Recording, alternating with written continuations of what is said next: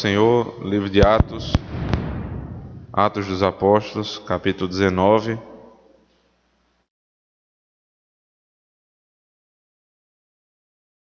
Só lembrando aos irmãos que a sessão que nós iniciamos na semana passada, ela poderia ser pregada do capítulo 18, verso 18, até o capítulo 19, verso 7. É uma sessão bem longa. Você tem a história, né, da passagem do apóstolo Paulo por várias cidades, especialmente a primeira passagem dele por Éfeso, verso 18 até o verso 23.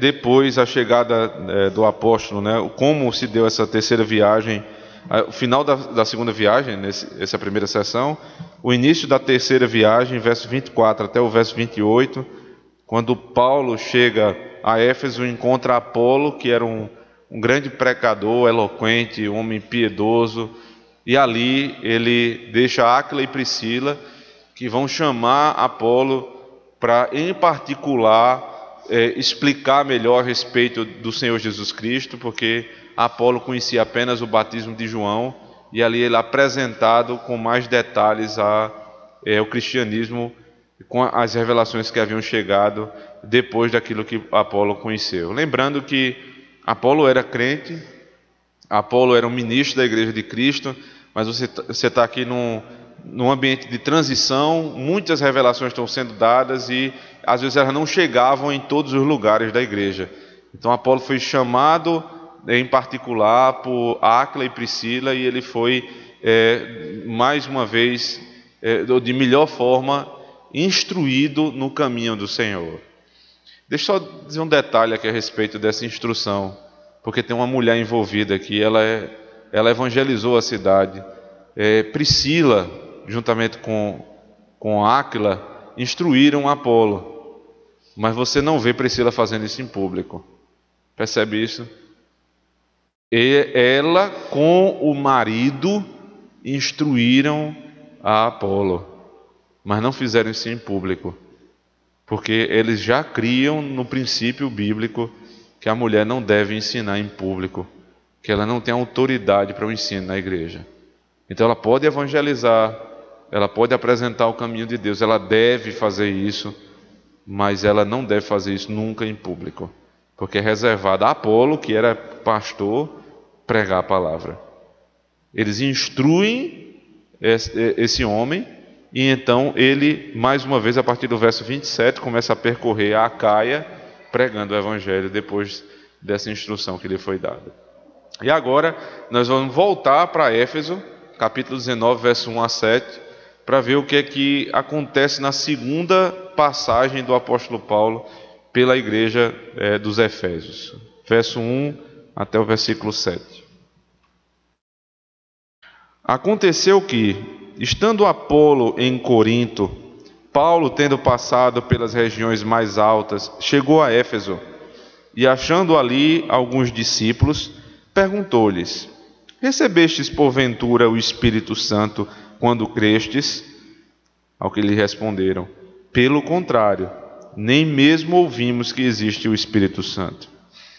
Então Paulo perguntou: em que, pois, fostes batizados? Responderam: no batismo de João. Disse-lhe Paulo: João realizou o batismo de arrependimento, dizendo ao povo que cresce naquele que vinha depois dele, a saber, em Jesus. Eles, tendo ouvido isto, foram batizados em nome do Senhor Jesus. E impondo-lhes Paulo as mãos, veio sobre eles o Espírito Santo, e tanto falavam em línguas como profetizavam. Eram ao todo uns 12 homens. Vamos orar ao Senhor. Deus, pedimos ao Senhor que o Senhor possa desvendar os nossos olhos, a fim de que possamos enxergar as maravilhas da Tua lei. Que o Senhor faça isso pela pregação da palavra, rica, profunda e poderosa pregação. Que o Senhor use o Teu servo, assim como Apolo, assim como usou Paulo e tantos outros, para instruir o Teu povo pela pregação. E que haja, Senhor Deus, terra fértil aqui entre nós, para que a tua palavra possa germinar, crescer e se desenvolver. E se há alguém que não conhece a Cristo, ele possa, nesse dia, se arrepender, crer no Senhor e então ser batizado. Pedimos isso em Cristo Jesus, o nosso Senhor. Amém. Para muita gente, a questão doutrinária, ela não tem sido muito importante, especialmente na nossa época. É sempre um debate quando você tem uma igreja e ela está sendo formada, qual é o viés que ela vai ter, se é uma igreja missionária, se é uma igreja para jovem, se é uma igreja doutrinária. E aí, parece que a igreja tem vários perfis. Então, se você quer ensino, você vai para a igreja tal. Se você quer obra missionária, a igreja tal. Se você quer uma igreja para os seus filhos, a igreja tal. Quando, na verdade, não existem perfis de igreja, existe a igreja e aquilo que não é igreja. Porque na igreja você tem ensino para jovem, ensino para velho, ensino para adulto. Na igreja você tem a parte doutrinária, a parte pastoral, a comunhão dos irmãos. Você tem tudo isso num lugar só. Isso se chama igreja. E você não deve ter esse tipo de dificuldade de pensar numa igreja mais ou menos doutrinária, mas pensar no que é igreja. Qual é o conceito de igreja, biblicamente falando? Isso porque em comunidades onde não há um ensino bíblico, onde isso não é uma preocupação, o que acontece são muitos e muitos equívocos. Na melhor das hipóteses, o que você tem ali são crentes fracos na fé. Pessoas que, apesar de crerem, têm tantas debilidades na fé que vão implicar diretamente na vida deles.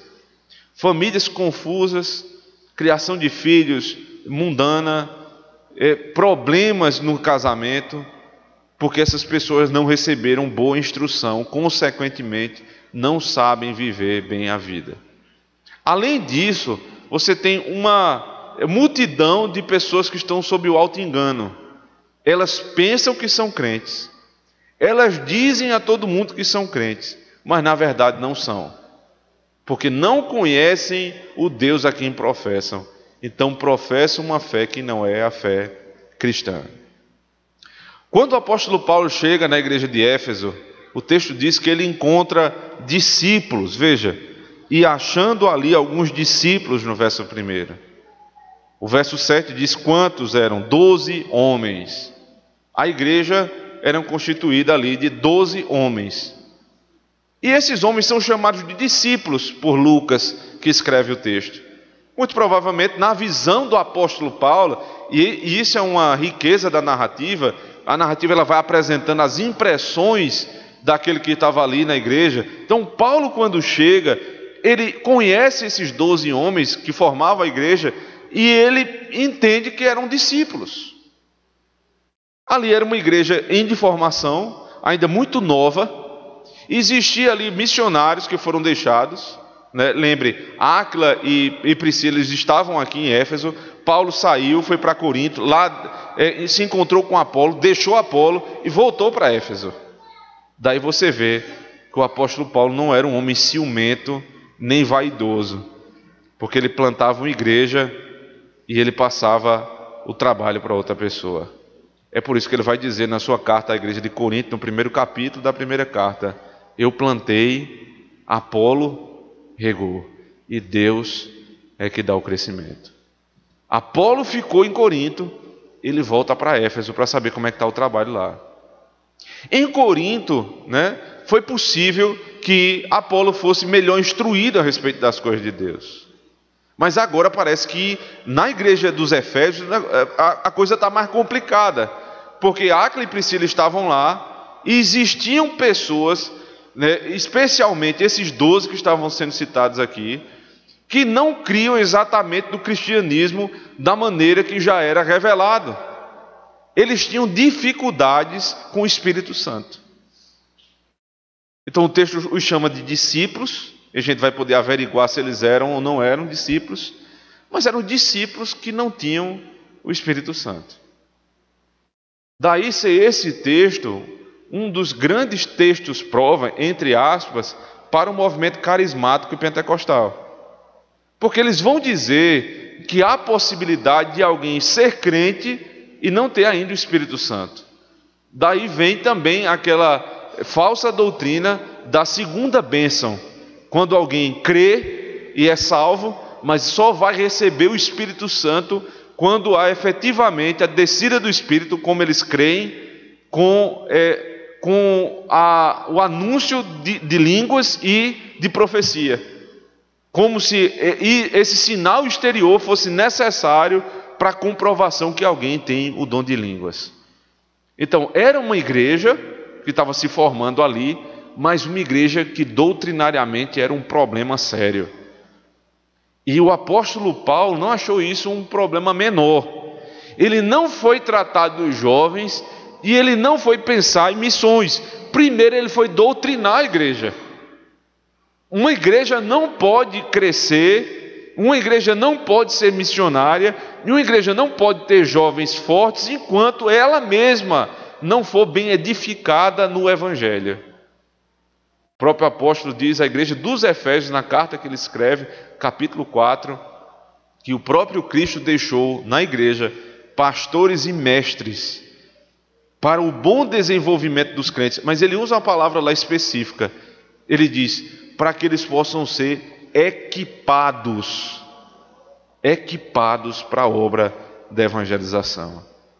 Então a primeira preocupação da igreja não é com missões, não é com trabalho com a juventude.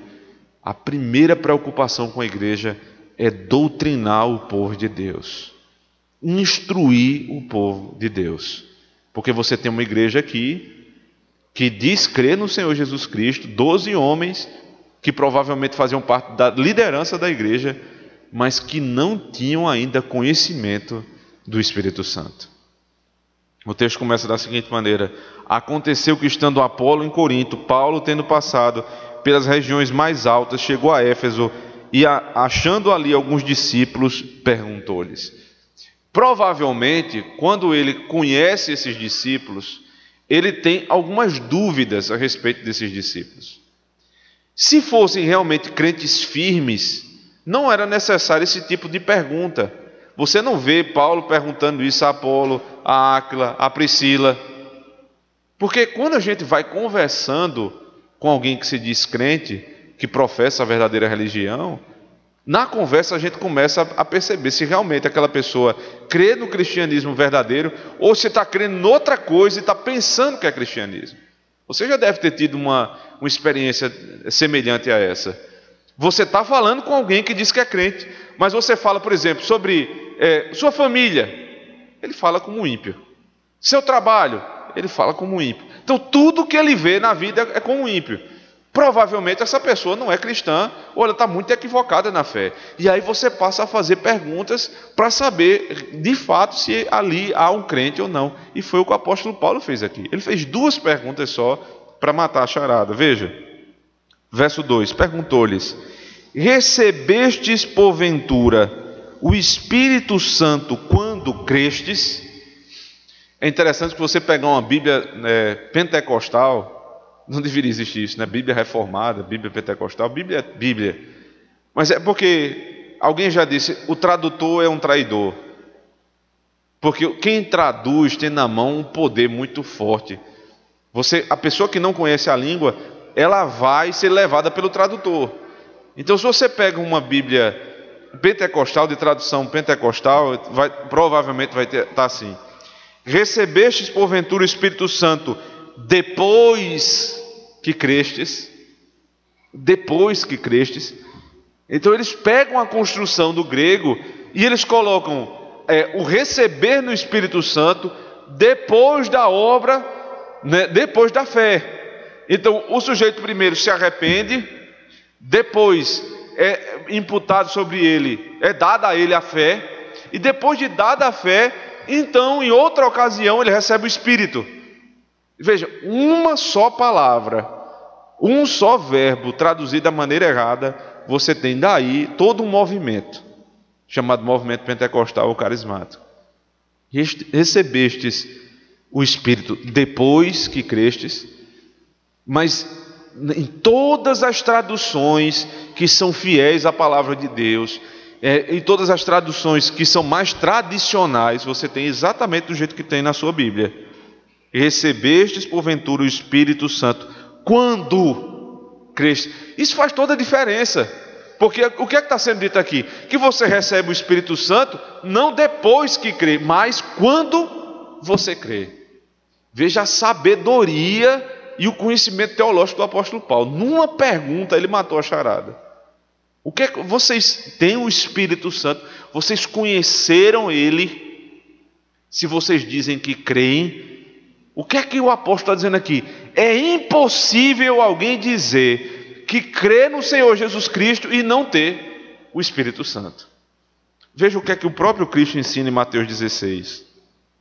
Eu podia dar uma lista aqui de textos no Novo Testamento que falam a respeito da necessidade do Espírito Santo para que alguém creia. Mas eu vou citar só esse, nas palavras do próprio Cristo, na confissão de Pedro, Mateus 16. A partir do verso 13. Indo Jesus para os lados de Cesareia de Filipe, perguntou a seus discípulos: quem diz o povo ser o filho do homem? E eles responderam: uns dizem João Batista, outros Elias e outros Jeremias ou algum dos profetas. Espiritismo não é coisa muito nova, né? Reencarnação, essas coisas, porque parece que eles já criam aqui. Eles achavam que Jesus era um profeta, era Elias ou era João Batista, em reencarnação de um desses homens. Aí verso 15: mas vós, continuou ele, quem dizeis que eu sou? Respondendo Simão Pedro disse: tu és o Cristo, o Filho do Deus vivo. Então Jesus lhe afirmou: bem-aventurado és Simão Barjonas, porque não foi carne e sangue que te revelaram, mas meu Pai que está nos céus. Ninguém pode receber, ninguém pode dar uma afirmação como essa, se o Pai não revelar. Veja, como é que o Pai revela alguma coisa? Deus não desce para falar com alguém, é o Espírito dele que fala. Então Cristo está dizendo, foi o Espírito de Deus que te revelou. O meu Pai, por meio do Espírito, revela a obra do Filho. Porque para alguém dizer que Cristo é o Filho de Deus, a obra é trinitariana: Pai, Filho e Espírito Santo. O próprio apóstolo Paulo, escrevendo a carta aos Efésios, mais adiante, Efésios capítulo 1, abra comigo por favor. Ele vai corroborar com essa mesma tese. No verso 3 em diante, a gente não vai ler todo o texto, é bem extenso, mas o verso 3 fala a respeito da obra da salvação em relação à primeira pessoa da Trindade, o Pai, que nos escolheu, né? A obra do Pai na salvação é a escolha e nos predestina. Depois, o Filho que nos redime, versos 6, 7 e 8, derramando o seu sangue. Isso vai até o verso 11 e 12, perdão. E aí a obra do Espírito. Veja qual é a obra do Espírito. Verso 13. Em quem também vós, depois de ouvistes a palavra da verdade, o evangelho da vossa salvação, tendo também nele crido, fostes selados com o Espírito Santo da promessa, o qual é o penhor da nossa herança, até o resgate da sua propriedade, em louvor da sua glória. Quando foi que alguém foi selado no Espírito? Quando ele, ouvindo a pregação da palavra da verdade, creu. Então você ouve a pregação, você crê e você recebe o Espírito Santo de Deus. É selado o Espírito na mesma hora. Você percebe o tamanho da loucura que é esse tipo de pensamento a respeito de batismo no Espírito Santo como segunda bênção. Então alguém creu e não tem o Espírito Santo. Veja, isso é diferente da plenitude do Espírito, de você ser cheio do Espírito. Porque na mesma carta aos Efésios, passe um pouco mais, capítulo 5,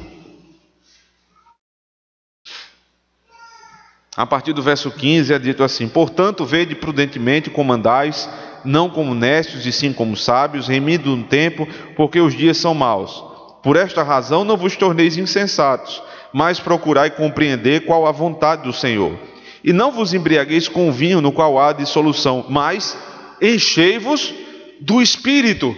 Então, o enchimento do Espírito é diferente de ser batizado com o Espírito. O enchimento do Espírito é obra de santificação. O selo do Espírito é salvação.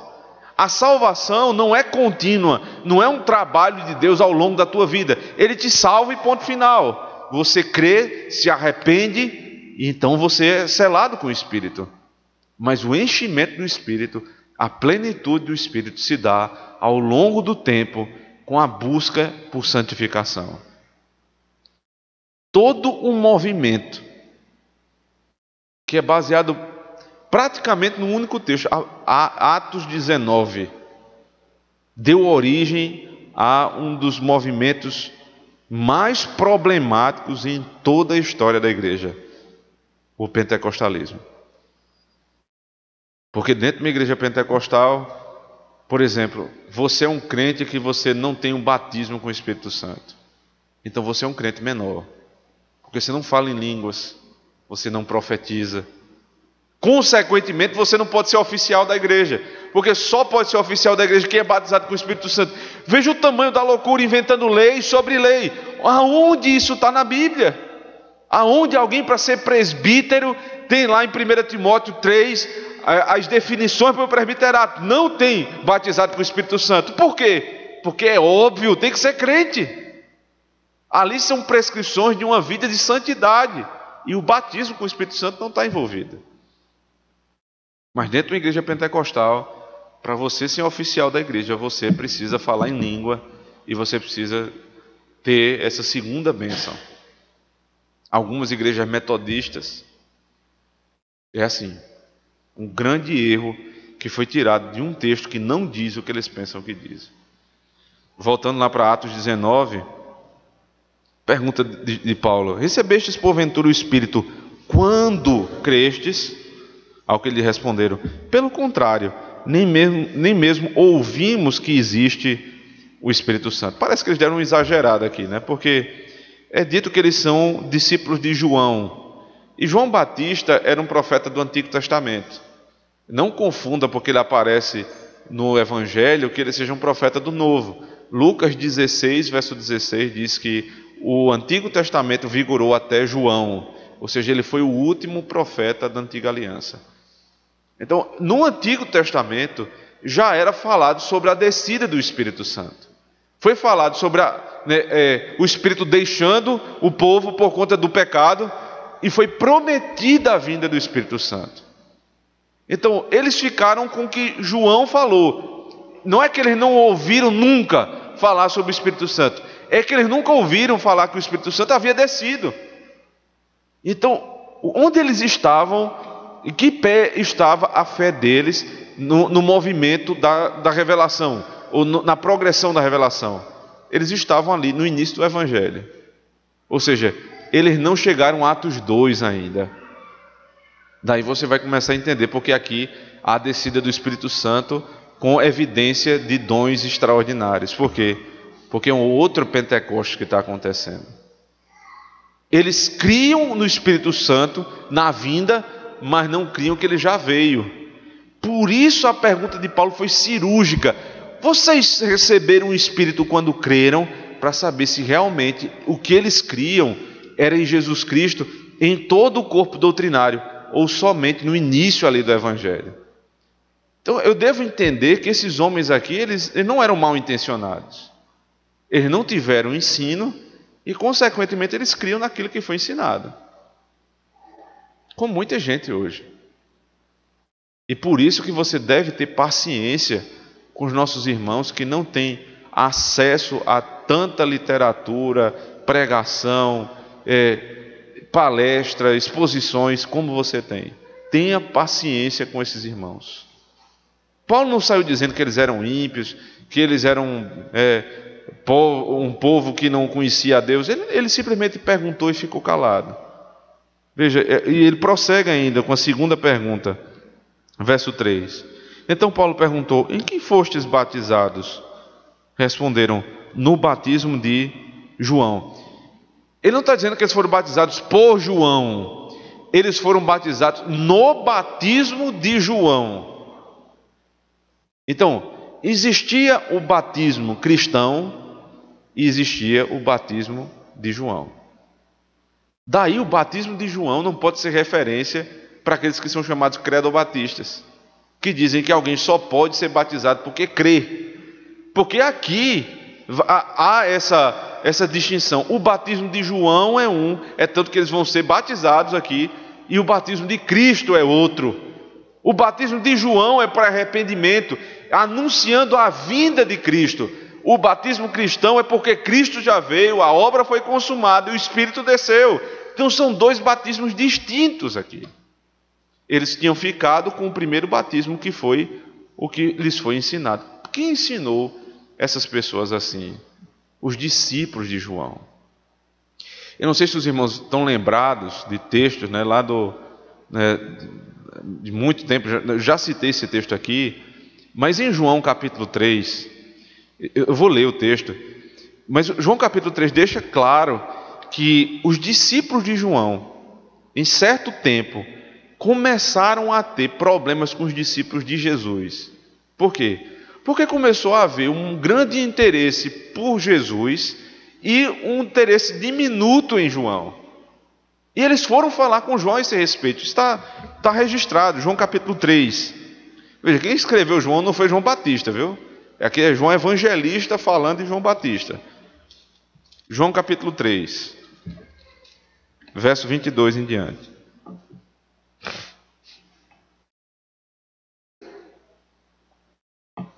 Depois disto foi Jesus com seus discípulos para a terra da Judéia.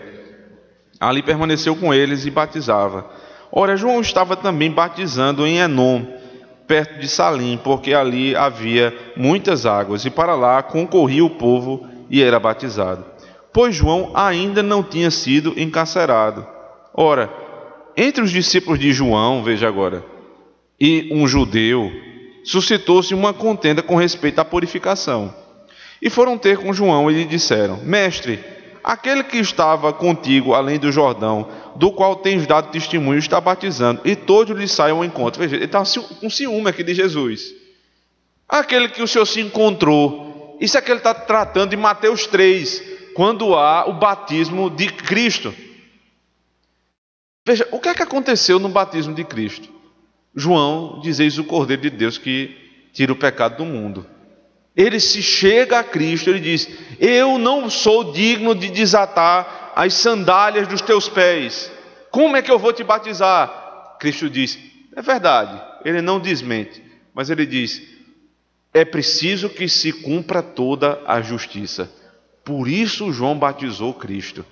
Não é porque Cristo precisava ser batizado, no sentido de que ele precisava ser purificado e se arrepender, mas era para cumprir a justiça de Deus. Então João batizou Cristo. Daí Cristo, ele ali é um anúncio do início do ministério dele. Ele começa a pregar justamente depois de Mateus capítulo 3. Por quê? Porque ele recebeu essa autoridade, ele entrou ali definitivamente como profeta e ele começa a pregar. Então daí em diante o que é que acontece? João vai diminuindo e Cristo vai crescendo. E os discípulos de João não gostaram disso. Verso 27. Respondeu João: o homem não pode receber coisa alguma se do céu não lhe for dada. Vós mesmos sois testemunhas de que vos disse: eu não sou o Cristo, mas fui enviado como seu precursor. O que tem a noiva é o noivo. O amigo do noivo que está presente e o ouve, muito se regozija por causa da voz do noivo, pois esta alegria já se cumpriu em mim. Convém que ele cresça e que eu diminua. Esse foi o ensino de João aos seus discípulos.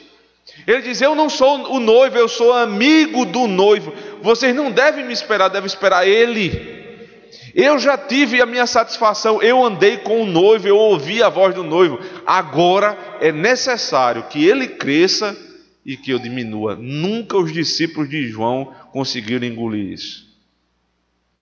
E eles continuaram batizando, ao invés do nome de Cristo, batizando o nome de João. Aí deu um problema na igreja lá na frente, na igreja dos Efésios. Você está entendendo como inveja, disse-me-disse na igreja, como isso é problemático? E como um problema doutrinário não é uma coisa marginal numa igreja? Essas pessoas estavam se enganando, elas pensavam que eram realmente crentes, mas elas ainda eram crentes do Antigo Testamento, desprezando tudo que foi revelado depois. E o apóstolo Paulo, quando chegou em Éfeso, a primeira coisa que ele fez foi tentar conhecer melhor o nível doutrinário daqueles irmãos. Agora você pode voltar comigo lá para Atos 19 e entender o que é no batismo de João. É o batismo de arrependimento, mas ainda não o batismo cristão. Verso 4. Disse-lhes Paulo: João realizou batismo de arrependimento, dizendo ao povo que cresce naquele que vinha depois dele, a saber, em Jesus. O próprio Paulo está dizendo: lembre-se do que o mestre de vocês pregava. Ele disse: creiam nele, e vocês ficaram pelo meio do caminho. João era o precursor, João não era o final. Vocês ficaram com o precursor como se fosse o final. Essa foi a pregação do apóstolo Paulo, apresentando Jesus como Cristo. O que é que acontece em seguida, verso 5? Eles, tendo ouvido, foram batizados em um nome do Senhor Jesus. Veja, primeiro, aqui mais um erro doutrinário vai acontecer, porque tem igreja que só batiza em nome de Jesus. Porque eles se apegam a esse texto e dizem: não, o batismo tem que ser em nome de Jesus.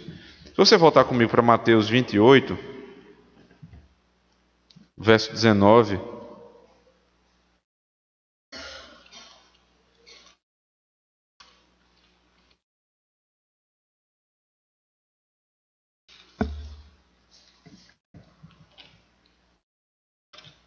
Diz assim, palavras do próprio Cristo: Ide, portanto, fazei discípulos de todas as nações, batizando-os em nome do Pai, e do Filho, e do Espírito Santo.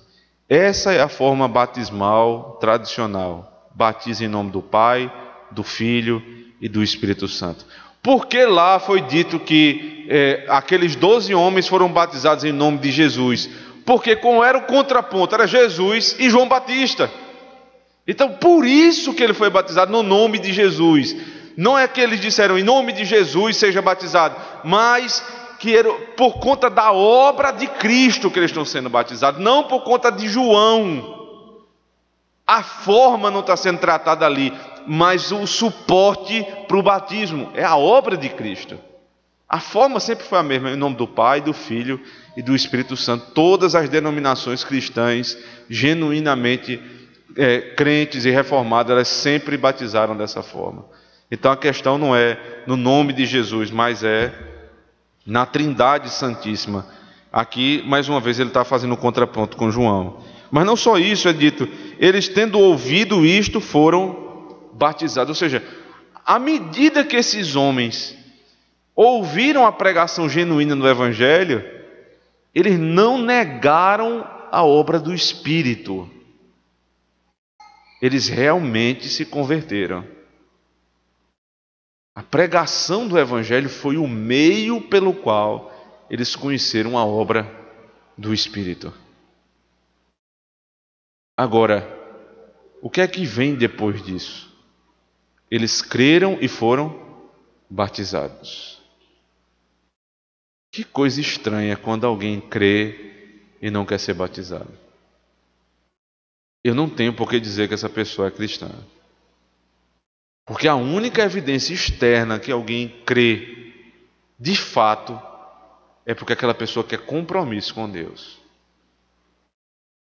Atos dos Apóstolos, no capítulo 2, depois do sermão de Pedro, os irmãos se chegam ali a Pedro e dizem assim: Pedro, o que nós fazemos para ser salvos? Ele diz, logo em seguida: crê no Senhor Jesus Cristo e ser salvo, sejam batizados. Eles todos ali são batizados 3.000 de uma vez. Creia e seja batizado. Essa é a forma. Você crê e inevitavelmente você busca o batismo. Por quê?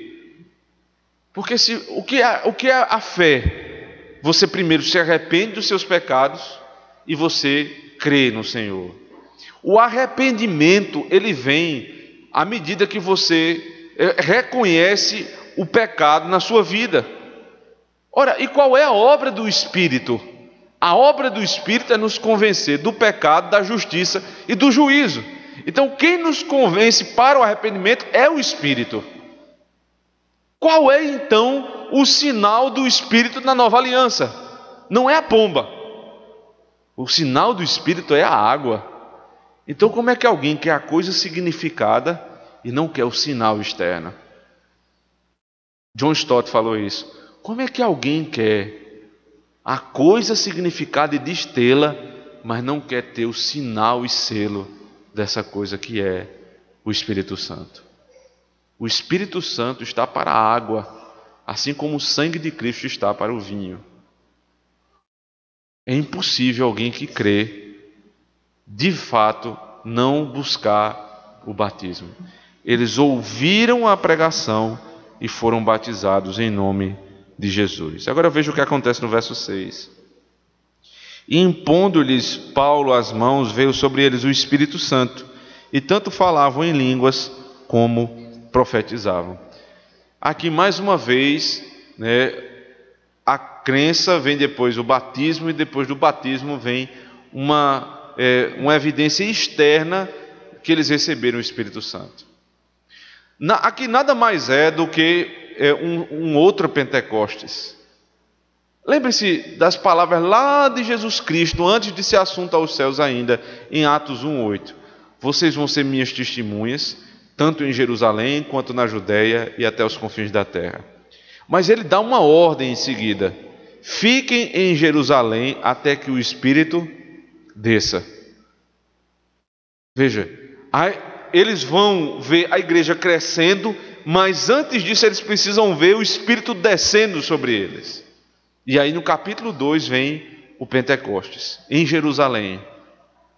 Você tem um Pentecostes em Jerusalém, você tem um Pentecostes em Samaria, capítulo 8 e 9, e você tem agora um outro Pentecostes nos confins da terra. Porque é justamente o início da terceira viagem missionária, de onde Paulo vai sair de Éfeso e partir para todo o mundo. Então, antes dele partir para todo mundo, o que é que precisava acontecer diante dos gentios? Um Pentecostes. O que está sendo consumado aqui é a promessa do Senhor. Vocês vão ser minhas testemunhas, não só em Jerusalém, mas também em Judéia e Samaria. Mas não só em Judéia e Samaria, mas também nos confins da terra. A bênção que eu dei para o judeu, eu também dou para o gentio. O Espírito desceu em Jerusalém, ele desce também em Éfeso. Por isso a evidência do dom de línguas e da profecia. E por isso que você não vai ver em mais nenhum outro lugar isso aqui acontecendo. Por quê? Não é porque Deus não tem poder, é porque se cumpriu. Deus continua tendo poder para abrir o mar vermelho, mas ele não abre. Não é porque ele não queira, ou porque já se cumpriu.